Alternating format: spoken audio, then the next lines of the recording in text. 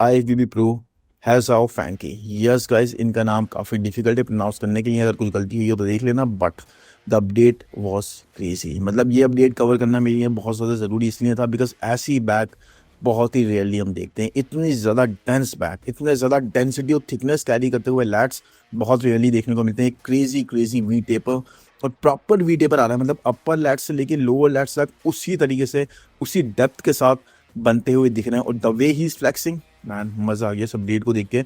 मतलब मुझे पता नहीं था ये कौन है। इसके बाद मैं इनके इंस्टाग्राम हैंडल पे गया और वहाँ पर मैंने चेक करा तो मुझे पता लगा कि ये ऑलरेडी क्वालिफाई भी कर चुके हैं मिस्टर ओलंपिया के लिए। वेल फ्लो गाइस, तो मैं ले आया हूँ बॉडी बिल्डिंग की बहुत सारी नई अपडेट्स। और आज की फर्स्ट अपडेट में हम बात करेंगे सैमसन डॉडा की। देखो, सैमसन डॉडा आप लोगों को पता है कि अभी गेस्ट पोजिंग करने वाले पिट्सबर्ग में, बट सैमसन ने उस चीज़ का वेट नहीं करा। सैमसन ने यहाँ भी जल्दी दिखाते हुए एक और वीडियो पोस्ट करा जहाँ पर लैरी व्हील्स के साथ में, जो कि पावर लिफ्टर रह चुके हैं, उनके साथ में एक पोजिंग वीडियो अपलोड करा। अब यहाँ पे पहले दोनों का पोजिंग वीडियो दिखाऊं, इससे पहले सिर्फ हम सैमसंग की पोजिंग देखते हैं।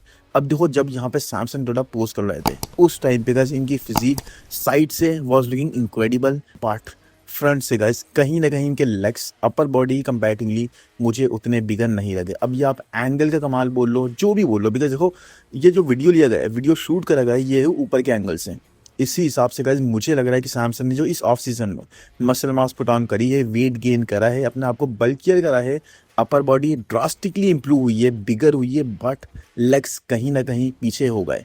एज अपना फैक्टर प्ले करती है, एंड आई थिंक यहाँ पर भी यही लग रहा है। हो सकता है आई एम रॉन्ग, हो सकता है यहाँ पे एंगल की वजह से ऐसे दिख रहा हो, बट जब ये साइड पोजीज दिखा रहे हैं वहाँ पर क्यों एंगल की वजह से ऐसा नहीं लग रहा? क्वेश्चन यही बनता है। तो यहाँ पर गाइस लेग्स मुझे लगा कहीं ना कहीं एक डिस्प्रपोर्शनेट होते जा रहे हैं। बट अब चले अगर मेन पार्ट पे, सैमसंग का वेट आपको पता है इस वक्त 345 से 340 पाउंड के बीच में है। ठीक है, ऑफ सीजन कंप्लीट हो गया है। अब now he is dieting down, थोड़ा सा लीन डाउन होने की कोशिश कर रहे हैं for the guest posing, because हमें पता है डायरेक्ट किस तरह से दिखने वाले गेस्ट पोजिंग में, हमें पता है एंड्रू किस तरह से दिखने वाले गेस्ट पोजिंग में, हमें पता है वहाँ पे वेस्ली विजर्स होंगे, रमॉन डीनो होंगे, होसे मैनुअल होंगे, तो अच्छी खासी सब दिखना चाहते हैं वहाँ पे गेस्ट पोजिंग के अंदर। तो सैमसंग भी is trying for that only. और यहाँ पर जब सैमसंग पोस्ट करते हुए दिखाई दी लैरी व्हील्स के साथ में, अब आप लोगों को पता है गाइस लैरी व्हील्स और सैमसंग के बीच में कम से कम अगर मैं बोलूँ इस वक्त गाइस 75 से 80 पाउंड्स का डिफरेंस होगा। वो भी मैं काफ़ी ज़्यादा एक्सेजरेट करके बोल रहा हूँ, बिकॉज लैरी व्हील्स का वेट 245-250 पाउंड्स के आसपास ही हम देखते हैं। बट सैमसंग अगर 345 को, लैरी व्हील्स को हम यहाँ पे 265-270 पाउंड्स का भी मान लेते हैं, जो कि मेरे हिसाब से ये नहीं होंगे। उसके बावजूद भी यहाँ पे जस्ट बिकॉज सैमसंग का वेट इतना ज़्यादा है, 80 पाउंड्स का डिफरेंस, 75 पाउंड्स का डिफरेंस कम से कम होना ही है। बट कमाल की बात यही यहाँ पर कि सैमसंग इतने ज़्यादा बिगर नहीं लग रहा है लैरी व्हील्स से। क्या आपको भी ये चीज़ दिख रही है, या यहाँ पर भी हम एंगल को कहीं ना कहीं ब्लेम करेंगे और कहीं ना कहीं इस बात को ना नदारत कर देंगे, इग्नोर मार देंगे? क्योंकि आप खुद देखो, क्या लैरी व्हील्स इक्वल वे में बिगर नहीं दिख रहा है? मतलब ठीक है, सैमसंग अभी भी बिगर है लैरी व्हील्स से, जो कि हो नहीं है, बट द डिफरेंस, जो डिफरेंस हम देखना चाहते थे ना, वो बहुत मैसिव होना चाहिए था, वो बहुत ज़्यादा बिगर दिखना चाहिए था, वो कि मुझे यहाँ पर नहीं दिखाई दिया। इतना ज़्यादा ह्यूज डिफरेंस साइज़ का नहीं दिखा। Plus at the same time ये सैमसंग का एक ऑफ सीजन वर्जन है, मतलब अभी भी ऐसा मुझे लग रहा है कि सैमसंग ने ज़्यादातर वाटर वेट गेन करा है, उतनी ज़्यादा प्रोग्रेस मुझे नहीं दिखी। और इस वक्त आप सैमसंग की फिजिक को देखोगे ना तो काफ़ी ज़्यादा सॉफ्टर दिखाई देंगे। आई थिंक जो अभी तक हम सैमसंग की फिजिक अपडेट्स देख रहे थे वहाँ पर ही was looking tighter, but I don't know what happened, या ये पहले की अपडेट इन्होंने पोस्ट करी है, बट ये अभी की अपडेट है, बिकॉज कैप्शन के अकॉर्डिंग यहाँ पर यही बोलते हुए हमें दिखाई दी है। बट उस हिसाब से गाइस सैमसंग का देखो स्टमक वगैरह कैसा दिख रहा है, थोड़ा वियर्ड साइड पे मुझे दिख रहा है, मिड सेक्शन गायब हो गया। यहाँ पे लाइटिंग भी इनको कॉम्प्लीमेंट नहीं कर रही, बट सैमसंग काफ़ी ज़्यादा बल्कियर साइड पे यहाँ पे दिख रहे हैं, काफ़ी ज़्यादा सॉफ्टर साइड पे दिख रहा है। तो ये एक काफ़ी अच्छा पॉजिटिव साइन नहीं जाता सैमसंग के लिए यहाँ पर, बिकॉज वही है गाइस, ऑनेस्टली स्पीकिंग, अगर यहाँ से सैमसंग कट डाउन करने के बाद 15 से 20 तो मैं कम बोल रहा हूँ, बल्कि इतना तो ये वाटर वेट ही यूज़ कर देंगे। उसके बाद अगर 40 पाउंड लूज़ करने के बाद यहाँ लैरी व्हील्स के बराबर में खड़े होंगे ना, आई रियली कैन गारंटी कि सैमसंग इतने ज़्यादा बिगर नहीं लगेंगे। मतलब लैरी व्हील्स की कंपैरेटिवली लैरी से तब भी शायद बिगर लगे, बट इतने बिगर नहीं लगेंगे जैसे अभी हम इनको एक्सपेक्ट कर रहे थे। बिकॉज यहाँ पे भी देखो यार, Samsung full blown off season में है, लैरी व्हील्स ने एक अपनी फिजिक मेंटेन करके रखी है, he is a classic division body builder, आप लोगों को पता है। उसके बावजूद भी सैमसंग मुझे इतने ज़्यादा बिगर नहीं दिखाई दे रहे। अब आप लोगों की ओपिनियन इस बारे में क्या है, कमेंट सेक्शन में मुझे ज़रूर बताना। बट मुझे तो गाइस ऑनेस्टली मज़ा नहीं आया इस अपडेट को देख के। थोड़ा एक तो फिजिक के मामले में भी, साइज़ के मामले में भी, और दूसरा जो सॉफ्टनेस दिख रही है उसके मामले में भी। एनीवेज अब अगर चलें इसके बाद नेक्स्ट अपडेट पे, तो वो है अबाउट वरदान मल्होत्रा। अब देखो वरदान की अपडेट हमने काफ़ी लंबे टाइम से कवर नहीं करी, रीज़न बीइंग वरदान अभी compete नहीं कर रहा है। बट जिस तरह की गाइस हॉड़ लग गई है ना अनिक घोष के बाद में, अनिक घोष ने एक यार स्टैंडर्ड सेट कर दिया। अब उनको देख के हर कोई चाह रहा है कि यार हमारी पॉपुलैरिटी भी वैसी हो, हम भी उस तरह देश का नाम रोशन करें, हम भी उस तरह compete करें, हम भी इसी तरह से इस डिवीजन में अपना नाम बनाएं। और इसी तरीके से गाइस यहाँ पे हम अमित आगरे को देख रहे हैं, एक के बाद एक बैक टू बैक शोज में compete करे जा रहे हैं। बट इसी लिस्ट में एक और नाम है गाइस वरदान मल्होत्रा का, जिन्होंने आई थिंक रिसेंटली अभी ज़्यादा टाइम नहीं हुआ compete कर रहे थे एक इंटरनेशनल शो में, वहाँ पे ही placed really good as well. और सच में गाइस फिजिक में वो कैलिबर है, फिजिक में वो पोटेंशियल है, और सच में ये भी उसी एक लाइन के बंदे हैं। मतलब अमित आगरे, अनिक घोष और साथ में वरदान। मुझे लग रहा है वरदान भी जब compete करना स्टार्ट करने यूएस में, he is going to keep competing, मतलब लगातार compete करते रहेंगे, बिकॉज इनमें भी वही चीज़ अवेलेबल है यार, वो फायर इनके अंदर भी उसी लेवल की दिखती है। और साथ में गाइस वरदान ने जब हमें प्रूव कर दिया कि भाई इंप्रूवमेंट्स किस तरह से कितने कम टाइम पीरियड में उन्होंने करके दिखाई, मतलब nobody was speaking about him. लेकिन जैसे ही उस प्रो शो में compete करने आए थे, उसके बाद एवरीबडी वाज लाइक या हमें इनमें वो कैलिबर दिखता है। और रीज़न यही है यार, आप जब अपने आप को प्रूव करोगे तो हर कोई अप्रिशिएट करेगा ही। और यही चीज़ गाइस वरदान अभी लगातार अपनी फिजिक पे वर्क कर रहे हैं, इंप्रूवमेंट्स कर रहे हैं। अब आई रियली एम एक्साइटेड इस चीज़ को देखने के लिए कि वरदान कब compete करने कूदते हैं, बिकॉज मेरे हिसाब से गाइस इनका टारगेट भी यही हुआ कि इस साल किसी भी तरह मिस्टर ओलंपिया की स्टेज पे मैं भी पहुंच जाऊं। अमित आगरे पूरी तरह से इस लाइन में लगे हैं, अनिक घोष के बहुत ज़्यादा चांसेस ऑलरेडी बन गए, बिकॉज ऑलरेडी एक शो जीत चुके हैं वो, अब दूसरा उनको जीतना है या फिर पॉइंट्स के बेस पे ही विल क्वालिफाई। तो वही है, वरदान को भी अगर इस लिस्ट में शामिल होना तो जल्दी जल्दी compete करना पड़ेगा, बिकॉज सीजन में अब ज़्यादा टाइम बचता नहीं है। तो अगर आप पॉइंट्स के बेस पे भी जाना चाहोगे तो लगातार बैक टू बैक काफ़ी शोज़ में compete करना पड़ेगा, ना सिर्फ compete करना पड़ेगा बल्कि अच्छे स्कोर्स, अच्छी टॉप पे पोजीशंस लानी ही पड़ेंगी। एनीवेज गाइस अभी अगर इसके बाद बात करूँ नेक्स्ट अपडेट की, तो वो है अबाउट उर्स कैलिसेंस की। और उर्स यहाँ पर इस इंटरव्यू के अंदर क्या बोलते हैं पहले ये सुने, उसके बाद में इस बारे में बात करूँगा। 100%. I talk to like champions like Phil Heath, like Marcus, my guys in my small circle around me. Also my coach Stefan, and he said to me like, hey, it's better to do 27 and come full force. So that's what we're aiming for, and I'm happy because I'm competing every year, twice a year, 2 seasons since 10 years, you know, and finally I got a whole full year to prepare for next year's Olympia. So you guys gonna see a crazy bear next year. तो यहाँ पर guys उस कैलिसेंस की हमें यही बोलते हुए दिखाई दिया कि इन्होंने अपने कोच से बात करा, इन्होंने जे कटलर वगैरह, इन्होंने लेजेंड से बात करी सारी, और उन सब ने इनको यही ओपिनियन दी कि भाई अगर लगता है तो आप एक रेस्ट लो और एक अच्छी ज़बरदस्त फिजिक लेकर आओ। इनके कोच ने भी इनको यही बोला कि भाई लगातार काफ़ी लंबे टाइम से, आई थिंक 4-5 सालों से आप लगातार compete कर रहे हो, हर साल 2-2 शोज़ में compete करते हो, पहले प्रो शो में compete करते हो, फिर क्वालिफाई करके मिस्टर ओलंपिया में compete करते हो। तो इस साल क्यों ना आप एक अच्छा गैप लो, 2026 को जाने दो, 2027 में एक पूरी तरीके से खतरनाक वर्जन के साथ, एक एक्चुअली प्रिपेयर्ड वर्जन के साथ 2027 में दिखाई दो। तो आई थिंक उसका ये ओपिनियन, ये डिसीजन बनाना मुझे कहीं ना कहीं बिल्कुल जस्टिफाइड लगा। पता है क्यों? क्योंकि ऑनेस्टली स्पीकिंग उस यहाँ पर 2026 में भी क्वालिफाई कर जाएंगे, there is no doubt in this कि अगर ये यहाँ पर भी compete कर देना फीबो के शो में साजन इराती के भी सामने, तो मुझे लगता है साजन को ये बीट कर देते हैं। Yes guys honestly speaking, because last year भी साजन ने मल्टीपल शोज में compete करा था और उसने सिर्फ 2 में compete करा था and he qualified.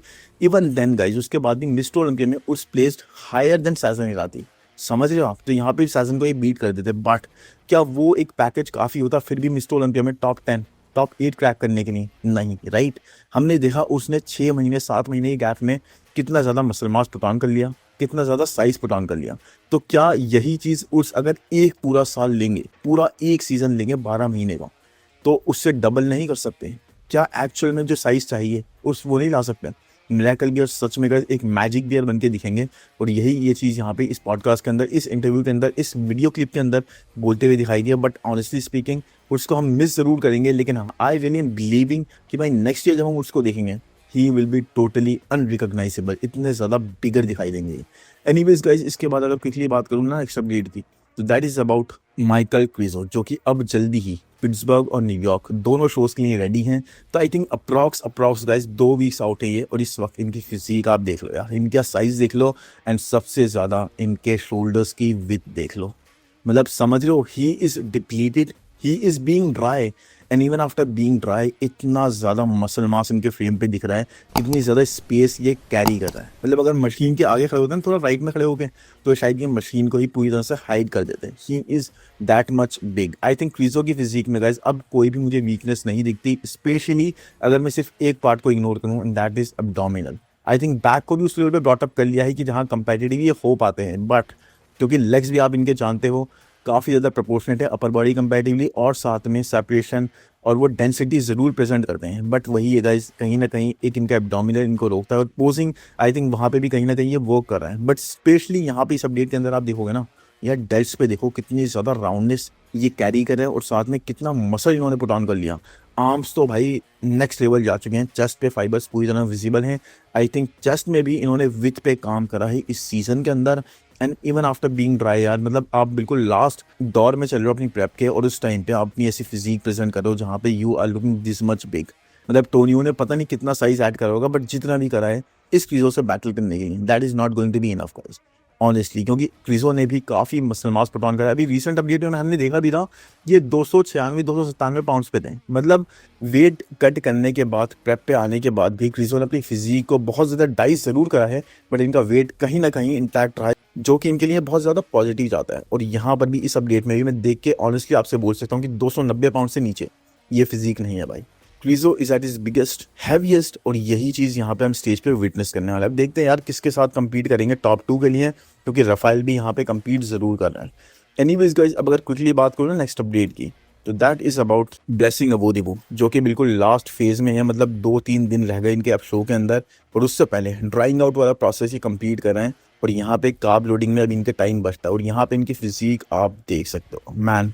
I think जैसे 2 शोज में आए ना इससे पहले वाले, यानी कि डिट्रॉय में और उसके साथ में आनो क्लासिक यूके, राइट, यस, जैसे कि दोनों शोज में आए हैं, उससे ज़्यादा फील्ड ये यहाँ पे होने वाले हैं, उससे ज़्यादा कंडीशन ये यहाँ पे होने वाले हैं, उससे ज़्यादा डाइस ही यहाँ पे होने वाले हैं। बिकॉज आप ऑनेस्टली स्पीकिंग इन अपडेट्स को देख के ही आइडिया लगा सकते हो how much crazy this version of blessing is going to look at the stage. मतलब डिटेल देख रहे हो आप बैक पोजिशन में, even the back relaxed pose कितना ज़्यादा इनका क्रेजी दिख रहा है, इतने ज़्यादा एस्थेटिक यहाँ पे दिखाई दे रहे हैं। बैक में प्रॉपर डिटेल्स हैं, मिडिल पार्ट इनके लैट्स का भी बहुत ज़्यादा अच्छी डेंसिटी प्रेजेंट कर रहा है। आई थिंक बैक के मामले में he is very much right there in the top 6, इतनी ज़्यादा सुपीरियर बैक ये कैरी करते हैं। इवन देखो हैमस्ट्रिंग के मामले में मैं ज़रूर बोलूँगा कार्ब अप करने के बाद इनकी हैमस्ट्रिंग में जान आ जाएगी, वो फुलनेस और ज़्यादा गेन करेगी दिखेंगे। बट यहाँ पे भी अगर आप देखोगे तो वो डिटेलिंग देख सकते हो आप, कितनी ज़्यादा स्ट्राइशनेस वगैरह पड़ रही हैं, बहुत ज़्यादा लाइन्स आ रही हैं। मज़ा आ रहा है इनकी फिजिक को देख के, हर एक मसल बिल्कुल उठता हुआ दिख रहा है। और साथ में ग्लूट्स देखो, प्रॉपर जो ग्लूट्स की हम कंडीशन चाहते हैं ना, वो यहाँ पे ब्लेसिंग प्रेजेंट कर रहा है। अब अगर मैं दूसरे भी इनकी पिक्चर्स को स्क्रॉल करूँ तो आप हर एक अपडेट के अंदर यही देखोगे। ब्लेसिंग ने वैसे तो अपने स्पेशली बैक पोजीशन पोस्ट कर रहे हैं, लेकिन ही इज़ लुकिंग इनक्रेडिबल। अगर फ्रंट से भी इन्होंने अपना एब्डोमिनल कंट्रोल ऐसा ही दिखाया, मेरे हिसाब से यहाँ पे कोई भी कॉम्पिटिशन नहीं है। और जो थोड़ा बहुत कॉम्पिटिशन था रफाइल के नाम पे, वो भी अब यहाँ पे कम्पीट नहीं कर रहा। तो मेरे हिसाब से एक विक्ट्री यहाँ पे ब्लेसिंग ज़रूर डिजर्व करते हैं। अगर यहाँ नहीं जीते तो आने वाला सफ़र, यानी कि इनके 4 शोज़ और ही इन्होंने पहले बताया था, मतलब इसको लगा के नेक्स्ट वाले शो को लगा के फीबो जर्मनी को लगा के, तो न्यूयॉर्क, पिट्सबर्ग और एक और शो था, तो वहाँ पे जीतना इनके लिए थोड़ा डिफिकल्ट हो जाएगा। बट यहीं पे अपना बेस्ट वर्जन इनको लाना ही होगा अगर इनको क्वालिफाई करना है मिस्टर ओलंपिया के लिए। नहीं तो ये सीज़न भी इनका कहीं ना कहीं रुक ही जाएगा। बिकॉज वो पॉइंट्स वाली जो चीज़ है ना, वो ओपन डिवीजन में नहीं है भाई। मतलब बता दूंगा आपको, वो है क्लासिक डिवीजन, मेंस डिवीजन और दूसरे कई डिवीजन के हैं। मतलब विमेन वाला होगा, 212 होगा उसमें वगैरह वगैरह, बट ओपन में वो चीज़ नहीं है। तो आपको शो जीतना ही होगा if you want to qualify for the mister Olympia of that year.